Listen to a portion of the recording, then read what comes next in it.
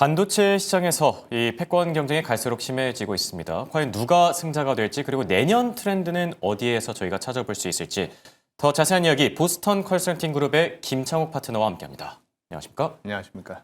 네, 지난번에 출연해 주셨을 때 시청자분들의 반응이 굉장히 핫했었다고 합니다. 오늘도 좀 좋은 인사이트 부탁드리도록 할게요. 자, 가장 궁금한 키워드부터 바로 여쭤볼게요. 내년에 이 HBM의 핵심 트렌드는 어디에 있을 거라고 생각하세요?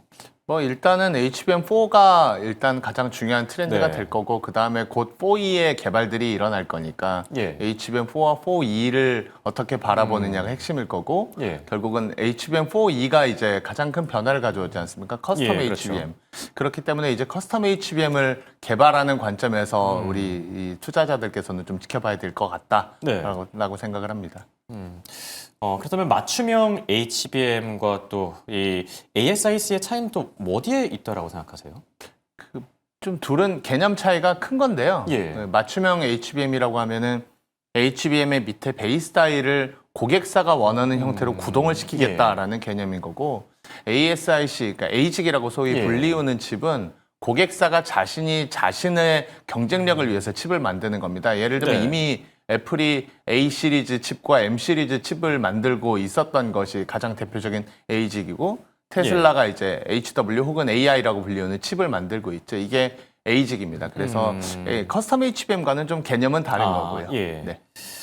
그럼 맞춤형 HBM 지금 설명을 해주고 계신데 어떤 원리나 부품으로 인해서 이렇게 뭐 맞춤형이라는 성격을 갖게 되는 거죠? 네, 지금까지 메모리는 그 소위 말해 규격형이었어요. 그래서 제덱이라는 표준 협회에서 반도체를 만드는 여러 회사들이 모여서 이제 이 메모리는 이런 형태의 시점에 이런 공간만큼 저장을 하겠다라는 게 딱 정해져 있어요. 그 표준을 따라갔다고 하면은 이제는 데이터 센터에서 사용하기 위해서 전력 성능비가 너무 중요해지니까 고객마다 예를 들면은 뭐 메타의 관점에서 혹은 구글의 관점에서 심지어는 고객의 관점이라도 뭐 엔비디아나 브로드컴 관점에서 나는 HBM이 이렇게 구동했으면 좋겠어. 그게 이제 결국 고객이 원하는 형태로 HBM이 구동하기를 원하는 겁니다. 그래서 베이스 다이에 고객이 원하는 형태로 나는 이렇게 메모리를 액세스할 테니 메모리 업체는 이렇게 칩을 만들어 달라라고 부탁을 하는 형태로 가기 때문에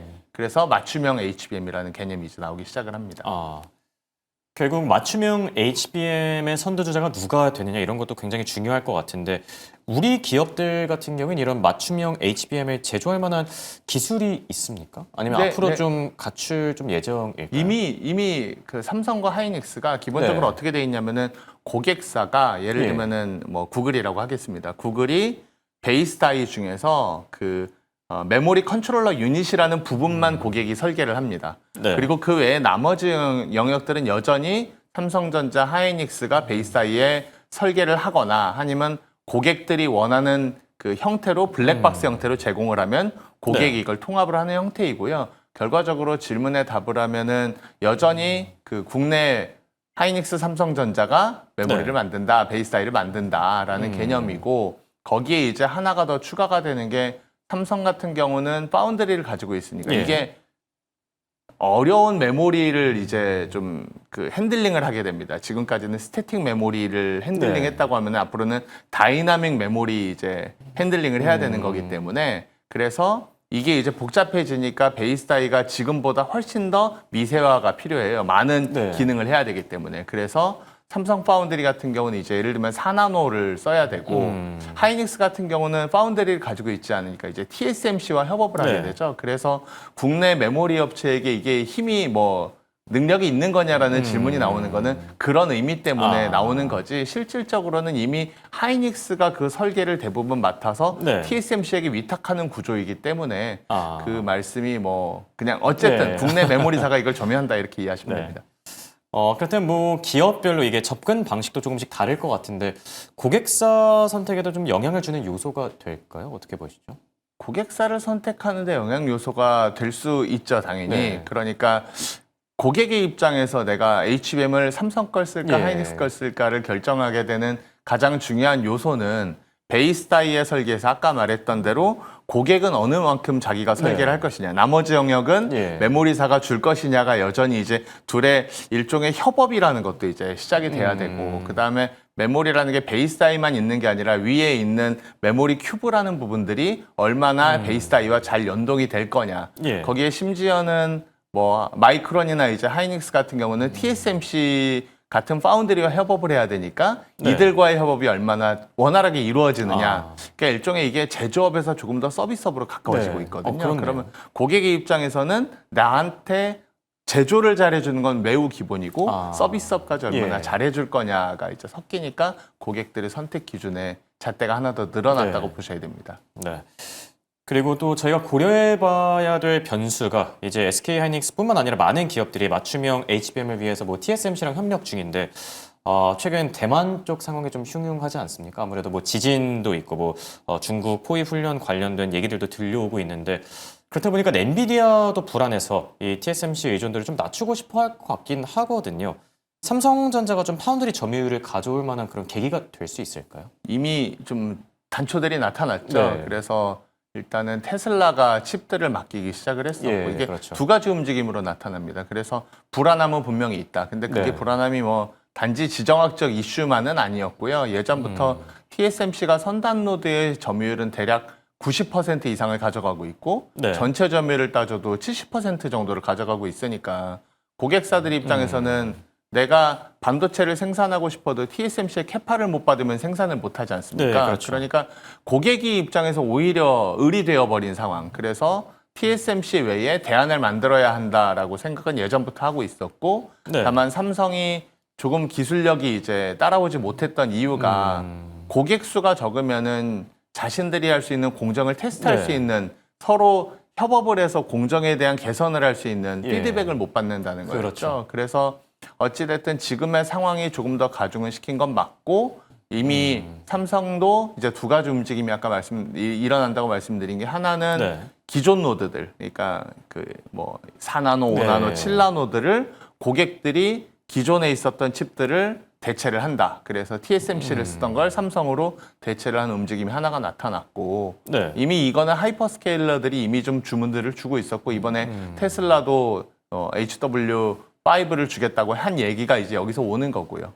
그 다음에 이제 새로 나타나는 2나노 공정도 TSMC가 아니라 삼성을 쓰겠다고 하는 움직임들이 서서히 나타나고 있는 거죠. 그래서 이 움직임은 실제로 일어나고 있고 고객들 입장에서도 이원화를 위해선 삼성이 일어나야 되기 굉장히 바라는 거죠.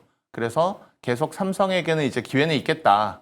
근데 다만 이게 고객이 하나 늘어나고 두 개 늘어난다고 될 일은 아니에요. 단기간에 뭔가 당장의 성과를 좀 얻기에는 조금 왜냐하면 TSMC 같은 경우는 10개의 고객이 2나노 공장을 같이 개발하면서 이 성능 개선을 해가지 않습니까? 그래서 단계는 안 일어날 거고 하지만은 조금 시간이 걸리면서 좋아질 것 같다라고 보여집니다. 단기적인 성과는 좀 당장에 기대하기는 어려울 수는 있겠지만 그럼에도 불구하고 기회는 열려 있다 이렇게 얘기를 해주셨고요. 그렇다면 맞춤형 HBM 수요가 늘어나게 되면은 어떤 기업들이 좀 수혜를 누리게 될까요? 뭐 기본적으로는 그냥 메모리를 직접 만드는 회사들이 일단은 수혜를 보는 건 맞는 거고요. 그다음에 아까 이제 브로드컴 같은 회사가 결국은 TPU를 만들어주고 있지 않습니까? 그 브로드컴이 자신이 베이스 다이를 직접 설계하려고 합니다. 그러다 보니까는 물론 삼성 하이닉스가 하고 있는 베이스 다이의 블랙박스로 봤지만 자신이 메모리 컨트롤 유닛이라는 걸 직접 만들기 때문에 이들이 여기에 대한 전체 시장에서의 밸류를 조금 더 가져갈 가능성이 커졌고요. 그 다음에 또 하나가 이제 결과적으로 이거를 파운드리에게 맡기는 일들이 하이닉스와 마이크론들은 생길 테니까 결국은 파운드리 입장에서의 수혜, 그러면 파운드리에 관련된 소부장들이 HBM의 수혜를 받을 가능성이 있다라고 보여집니다.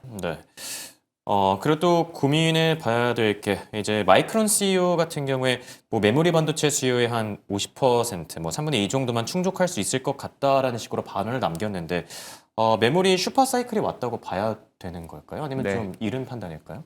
슈퍼 사이클이 왔다고 보시는 게 맞고요. 저는 메모리의 사이클이라는 단어를 별로 좋아하진 않습니다. 왜냐하면은 그 메모리의 전체적인 생산 능력 캐파로만 보면은 계속 8%씩 그냥 20년, 30년 동안 커왔어요. 하지만 가격이 흔들리기 때문에 그렇죠. 그래서 가격 때문에 사이클이 존재하는 건 사실이지만 어찌됐든 지금 상황을 보면은 AI로 인해서 시장의 HBM 수요가 굉장히 커졌고 HBM 수혜가 커지면 당연히 D램도 필요하게 되니까 D램도 같이 커지고 네. 최근에 들려오는 얘기는 낸드들도 굉장히 많이 팔리고 있어서 지금 수익성들도 많이 좋아진 상태예요.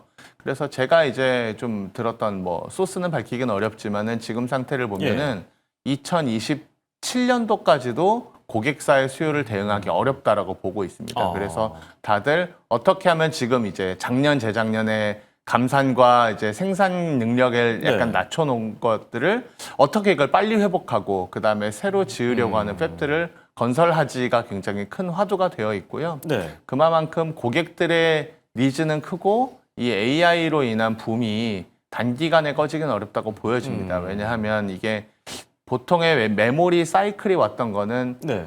소비재들, 예를 들면 모바일, 스마트폰, PC의 수요에 따라서 흔들렸었거든요. 근데 이거는 그게 아니라 B2B 수요에 의해서 이제 바뀌는 거죠. AI라는 인프라성 투자와 그다음에 이 AI를 개발하기 위한 여러 가지의 이 시스템들, 결국은 이것들을 이용하는 건 B2B 고객들이지 않습니까? 그렇죠. 그러니까 이쪽에 의한 수혜이기 때문에 B2B의 수혜라는 거는 B2C처럼 크게 흔들리지는 않거든요.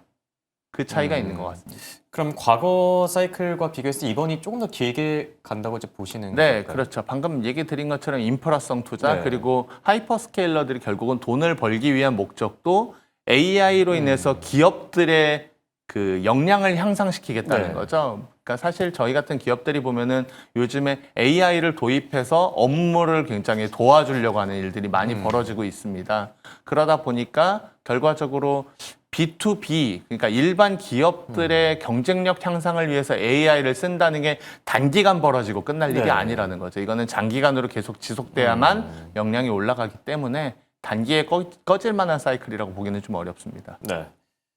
그리고 저희가 반도체 섹터에 대한 얘기를 할 때 보통 사이클 업종이라고도 많이 얘기를 하죠. 조금 더 긴 호흡에서 봤을 때 장기적으로는 파트너님 생각에는 좀 어떻게 보시죠?